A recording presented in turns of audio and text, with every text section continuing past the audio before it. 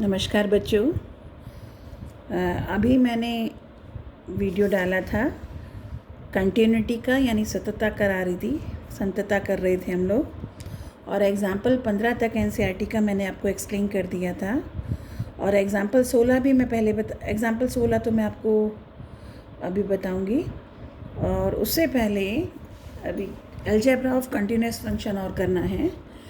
Algebra of continuous function ये है algebra of continuous functions, यानी संतत फलनों का बीजगणित। यानी जो फलन संतत है खुद, उनका आपस में प्लस माइनस ये सब। तो इसे जो थ्योरम है, थ्योरम के नाम से आपका थ्योरम 1 है पेज नंबर 156 पर। और वो उसका फर्स्ट पार्ट ये कहता है कि दो फलन हैं आपके एफ और जी, और दोनों की दोनों संतत है अपने डोमेन में। ये आपको पता है, ये दिया हुआ है मतलब आपको।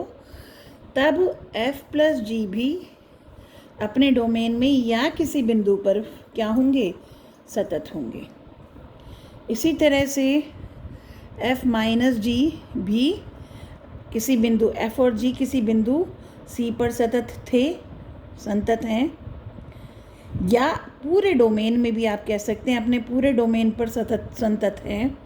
तो f प्लस जी भी संतत होंगे, f माइनस जी भी संतत फलन होगा, f इंटू जी भी संतत फलन होगा, और f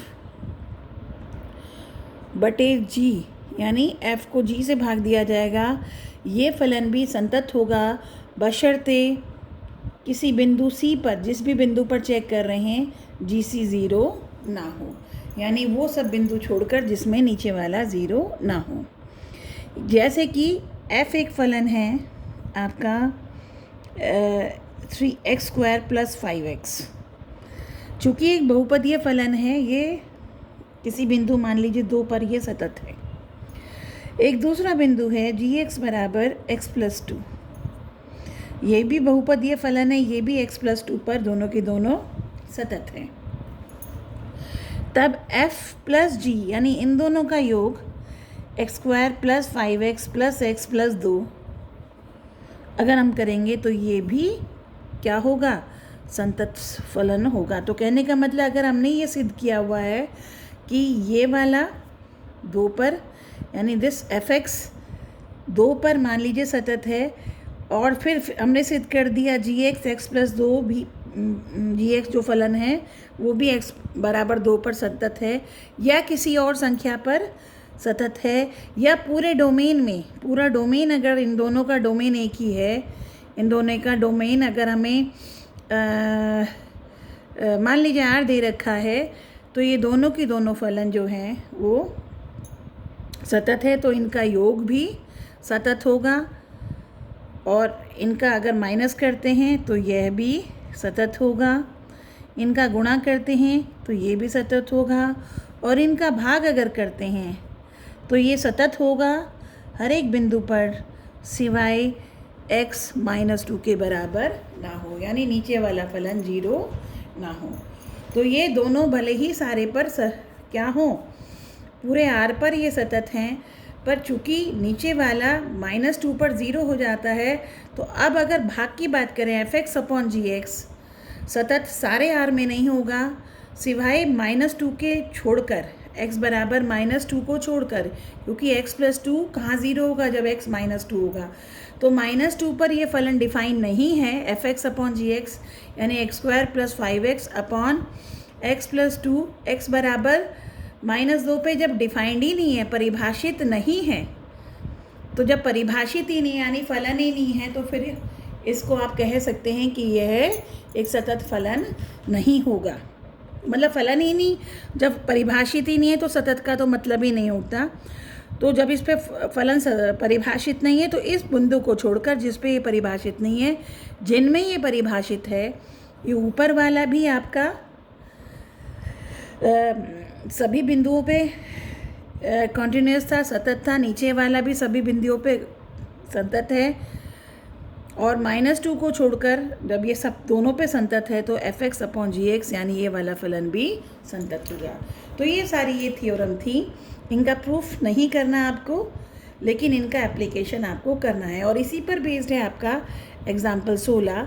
एग्जाम्पल 16 ये कहता है कि हर एक रैशनल फंक्शन जो है वो भी एक कंटिन्यूस होगा, हर एक परिमेय फलन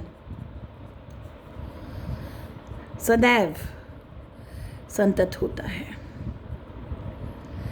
तो कोई भी परिमेय फलन f(x) अगर हम लेते हैं तो ये किस रूप में होगा?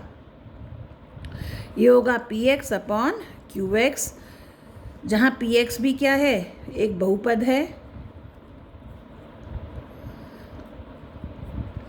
यहाँ qx भी एक बहुपद है और qx 0 नहीं होना चाहिए, यानी x के वो मान जहाँ पर qx 0 आ जाए वो आपका डोमेन में नहीं आएगा, क्योंकि वो परिभाषित ही नहीं। जब परिभाषित ही नहीं है तो ये फलन ही नहीं बनेगा।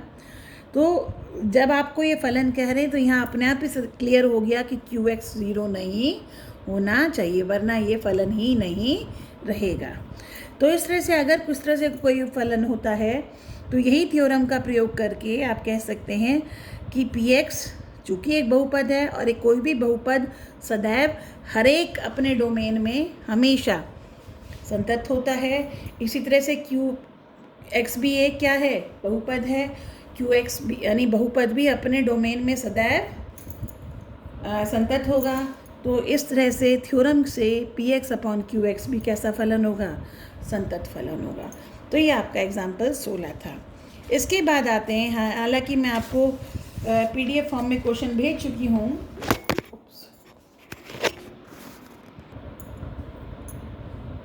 सॉरी, ये मोबाइल गिर गया था। हाँ, तो मैं आपको बता रही थी। अब हम आते हैं अगले एग्जाम्पल 17 पर, और यहाँ से आपके ट्रिग्नोमेट्रिक फंक्शन शुरू हो जाते हैं।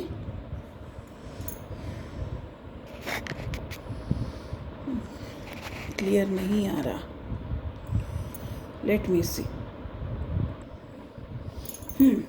तो एग्जाम्पल 17 जो है वो ये कहता है कि sin x फलन जो है, अगर एक फलन sin x है वो सदैव हर एक अपने डोमेन में, जो इसका डोमेन है यानी रियल फंक्शन, रियल नंबर का जो आपका सेट है यानी समुच्चय है, वास्तविक संख्याओं का समुच्चय जो है वो इसका डोमेन होता है।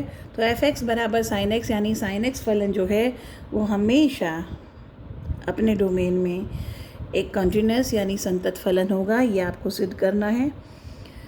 तो यहाँ हम याद करते हैं कि x tends to 0, sin x किसके बराबर होता है? 0 के बराबर। तो अब हमें ये सिद्ध करने के लिए कि ये हर एक वास्तविक संख्या पर एक आपका संतत फलन है, तो हमने क्या किया कि कोई भी संख्या ले ली c, यानी कोई भी वास्तविक संख्या c ले ली जो कि R में है, और अब हम FC निकालेंगे। तो हमें पता है कितना होता है? sin c होता है। और अब हम c पर लिमिट निकालेंगे तो x tends to c sin x किसके बराबर हुआ? अगर हम डायरेक्ट निकालते हैं तो ये सीधा sin c हो गया, क्योंकि हर एक x के लिए sin डिफाइन है। और अगर आप इसे दूसरी तरह से निकालें, जैसे आपकी बुक में निकाला हुआ है, इन्होंने राइट लिमिट निकाल ली या लेफ़्ट लिमिट निकाल ली, तो लिमिट x टेंड्स टू, बल्कि आप इसे डायरेक्ट यूँ ही कर लीजिए, इसकी कोई ज़रूरत नहीं है, हम लोगों ने ऐसी लिमिट्स पहले भी निकाली है। तो आप जानते हैं किसी भी बिंदु C पर, लास्ट ईयर भी किया था, किसी बिंदु C पर जो लिमिट है वो किसके बराबर होगा? ऐसी किसी sin c के बराबर ही होगा। तो कहने का मतलब फलन का मान बिंदु C पर और लिमिट दोनों बराबर होगी, तो इसलिए फलन हमेशा सतत होगा। वैसे भी आपको याद हो, हमने लास्ट ईयर जब इसका ग्राफ बनाया था तो ये 0, ये π/2, ये पाई, ये 3π/2 और ये 2π, ये एक पीरियड होता था, ये 1 और ये -1। तो साइन का ग्राफ आपका ऐसे चलता था, आपको याद है पिछले साल ये पढ़ा था हम लोगों ने, और इसी तरह से आगे बढ़ता चला जाता है ये। तो ये एक पीरियड होता है, सेम रिपीट होता चला जाता है यहाँ से यहाँ तक। तो ये जो आपका है एक कंटिन्यूस होता है, कहीं भी आपका पेन नहीं उठता। तो लेकिन हम लोग जब डेफिनेशन से निकालते हैं कि साइन एक्स फलन, तो सीधा आप क्या करेंगे, इसकी ज़रूरत ही नहीं है, इस नियम की हमें कहीं ज़रूरत नहीं है। तो कोई भी बिंदु for all c belongs to R, f c का मान साइन सी, और जब इसकी लिमिट ली हमने, क्योंकि यहाँ राइट और लेफ़्ट लिमिट लेने की ज़रूरत नहीं है, क्योंकि राइट में और लेफ़्ट में दोनों में फंक्शन एक ही है, साइन एक्स ही है, तो लिमिट इसकी साइन सी आई। और इस तरह से हम कह सकते हैं कि साइन एक्स फलन जो है एक, यानी साइन एक्स फंक्शन जो है वो एक कंटिन्यूस फंक्शन है। इसी तरह से हम कॉस एक्स को सिद्ध कर सकते हैं। कॉस सी एफ सी मतलब कॉस एक्स के लिए तो एफ सी बराबर cos C, limit extends to C, cos C के बराबर होगा। कॉस सी भी आपका डिफाइंड होता है और इसीलिए इसकी लिमिट कॉस सी आती है। और इस तरह से आप कह सकते हैं कॉस एक्स फलन भी आपका क्या होगा, एक कंटिन्यूस फंक्शन होगा। इसी तरह से हम बात करते हैं तीसरा tan x की। अगर एफ एक्स कितना होता है, tan x। अब फंक्शन ही आपका जब डिफाइन है x सभी रियल नंबर के लिए आपका डिफाइंड है, सिवाय वो π/2 का ऑड मल्टीपल ना हो, यानी 1π/2, 3π/2,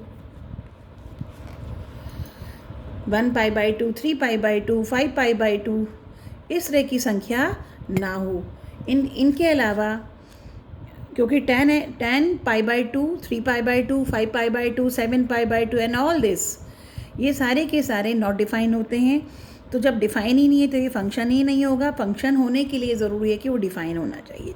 तो पहले से ही कह सकते हैं कि ये इसके लिए डिफाइन नहीं है। तब अब अगर हम इसे सिद्ध करना हो कि यह एक संतत है या नहीं अपने डोमेन में, यानी π/2 के ऑड मल्टीपल को छोड़कर, तो इसी को हम जनरलाइज फॉर्म में अगर लिखते हैं तो x क्या नहीं होना चाहिए, ऑड मल्टीपल, यानी 2n+1 × π/2 नहीं होना चाहिए। n क्या है, कोई भी पूर्णांक, यानी पॉजिटिव, कोई भी इंटीजर पॉजिटिव और निगेटिव। तो कहने का मतलब विषम पूर्णांक नहीं होना चाहिए π/2 का। उसके अलावा r कोई भी संख्या हो सकती है। तो उसके लिए आपका फंक्शन tan x डिफाइंड है, और tan x को आप लिख सकते हैं sin x upon cos x। और अभी मैंने आपको बताया था कि ये कैसा फलन है, रैशनल नहीं कहेंगे, ये आपका एक फंक्शन f(x) है, f1x है, नीचे वाला फंक्शन f2x है। तो f(x) फंक्शन जो है f1x अपॉन f2x के फॉर्म में है। और अब हम थ्योरम पढ़ के आए थे और हम जानते हैं f1x भी कॉन्टिन्यूस है, sin x भी अभी कॉन्टिन्यूस है, अभी बताया था, cos x भी कॉन्टिन्यूस है। और जब ऊपर वाला भी कॉन्टिन्यूस होता है, नीचे वाला भी कॉन्टिन्यूस होता है, तो अभी हमने थ्योरम में पढ़ा था कि कोई फंक्शन f(x) अपॉन gx के फॉर्म में है और f(x) भी कॉन्टिन्यूस है और gx भी कॉन्टिन्यूस है, तो पूरा ही ये फंक्शन f(x) अपॉन gx भी कॉन्टिन्यूस होगा। इसके अलावा आप डायरेक्ट भी इसे कर सकते हैं। अगर हम ये कहें कोई भी हमने इस बिंदु C लिया, इसी में से ही x माइनस, मतलब इनको छोड़कर कोई भी हमने आपका बिंदु ले लिया, ऑड मल्टीपल ऑफ π/2 को छोड़कर हमने कोई भी बिंदु ले लिया C, तो FC किसके बराबर होगा, tan C के। और अगर हम लिमिट लेंगे C पर f(x) की, तो limit extends to C sin x, ये आ गया tan x आपका, इसे लिखेंगे limit extends to C sin x upon cos x। और लिमिट लेते हुए हम जानते हैं कि अगर किसी रैशनल फंक्शन में आप लिमिट ले रहे हैं तो ऊपर की लिमिट अलग और नीचे की लिमिट अलग। ये बन गया sin c, ये बन गया आपका cos c, ये बन गया आपका tan c। तो इस तरह से जो लिमिट ली है वो किसके बराबर है, फंक्शन की वैल्यू के। तो जब लिमिट और फंक्शन की वैल्यू सेम होती है तो फंक्शन कैसा होता है, कॉन्टिन्यूस होता है। तो इसी तरह से कह सकते हैं कि tan x भी क्या है, कॉन्टिन्यूस है। इसी तरह से हम बात कर सकते हैं सेक एक्स की, जहाँ वो डिफाइन हो, कॉस एक्स की, कॉसेक एक्स की और कॉट एक्स की। तो ये हमने ट्रिग्नोमेट्रिक फंक्शन देखे थे, तो जहाँ ये डिफाइंड है ये हमेशा कॉन्टिन्यूस होते हैं, तो ये हमने देखा। अब इसके बाद एक नई थ्योरम आ रही है कंपोजिट फंक्शंस के ऊपर। ये फंक्शन ये कहता है, हालांकि इसकी और प्योर फॉर्म हमने पढ़ ली थी अभी थ्योरम 1 में, तो थ्योरम 2 जो है पेज नंबर 158 पर एनसीईआरटी में थ्योरम 2 दी हुई है, वो ये कहते हैं कि f और g दो रियल वैल्यूड फंक्शन हैं। रियल वैल्यूड का मतलब f r से r में डिफाइन है और g भी r से r में डिफाइन है, और दोनों की दोनों किसी पॉइंट c पर f भी कॉन्टिन्यूस है और g भी कॉन्टिन्यूस है, यानी संतत है, दोनों फलन संतत है। तब इनका कंपोजिट यानी f ऑफ जी एक्स या जी ओ एफ एक्स, दोनों के दोनों फलन आपके ये भी संतत होंगे। और इसका भी प्रूफ नहीं है थ्योरम का, लेकिन इसका आप इस थ्योरम का आप प्रयोग करेंगे, और ये प्रयोग कैसे होगा एग्जाम्पल 19 और एग्जाम्पल 20 में बहुत अच्छे से बताया है। एग्जाम्पल 19 एफ एक्स कहता है साइन एक्स स्क्वायर, ये एक फलन है, आप देख रहे हैं। तो हम कहते हैं कि ये F X sine X square दे रखा है, हम कहते हैं एफ वन एक्स एक फलन है साइन एक्स के बराबर, और एफ टू एक्स, या मैं इसको इसको ले लेती हूँ, जैसे एग्जाम्पल में ले रखा है इसे जी ले लेती हूँ। हम कहते हैं कि जी एक्स एक फलन है साइन एक्स और एच एक्स एक फलन है एक्स स्क्वायर। तो जी एक्स कितना हुआ साइन एक्स, जी एक्स की जगह मैंने रखा, एक्स की जगह एच एक्स रखा, तो साइन जहाँ एक्स था वहाँ उसकी जगह क्या आ गया एच एक्स, और एच एक्स किसके बराबर है एक्स स्क्वायर के, तो ये कितना बन गया साइन एक्स स्क्वायर, तो ये हो गया आपका एफ एक्स। तो जी एच एक्स किसके बराबर हुआ एफ एक्स। तो ये एफ एक्स जो है वो किस फॉर्म में लिखा गया जी ओ, ये कितना बन गया जी ओ एच ऑफ एक्स, ये और ये एक ही बात होती है। तो आप देख रहे हैं ये एफ एक्स को हमने किस तरह से दो फलनों के कंपोजिट के फॉर्म में तोड़ दिया, दो फंक्शंस के संयोजन के रूप में तोड़ दिया, जी ओ एफ एच एक्स यानी, और जी एक्स कितना है साइन एक्स, एच एक्स कितना है sign X square, sorry x square.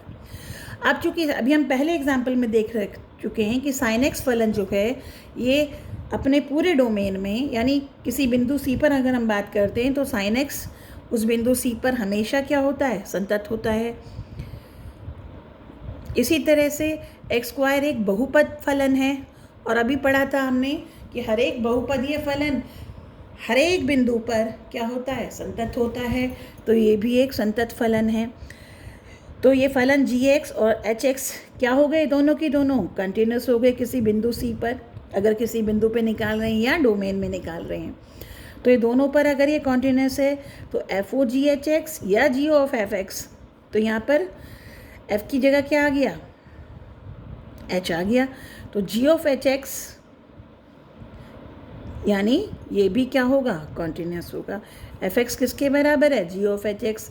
तो इस रूल से, इस नियम से, इस थ्योरम से हम ये कह सकते हैं कि कंपोजिट फलन अगर अलग अलग दोनों फलन संतत है तो इनका कंपोजिट यानी इनका संयोजन भी एक सतत फलन होगा किसी बिंदु सी पर या अपने डोमेन में। इसी तरह से एग्जाम्पल 20 जो दिया हुआ है, ये क्या दिया हुआ आपको, एफ एक्स बराबर modulus 1 minus x plus modulus x.